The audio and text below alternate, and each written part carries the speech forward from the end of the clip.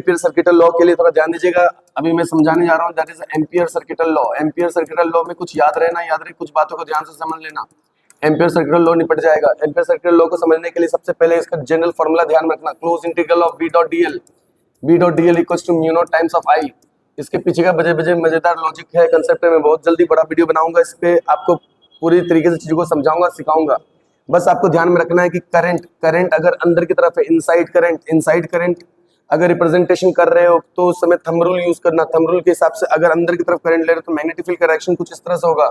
इस तरह से होगा का क्या मतलब है, क्लॉकवाइज डायरेक्शन में होगा।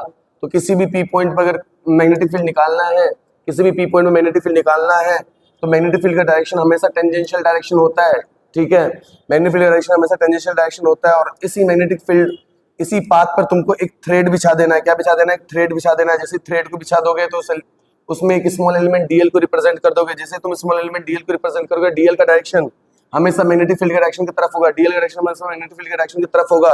और इस कारण से हम लोग ओवरऑल रिप्रेजेंटेशन जो करते हैं वो फॉर्मूला बन जाता है B dot D L is equals to mu not times of I. Mu naught depends the permeability of the free space, that is enough for the Ampere circuital law. कुछ याद रहे ना याद रहे, कम से कम फॉर्मूला आपको याद रखना है, दैट्स इट, थैंक यू।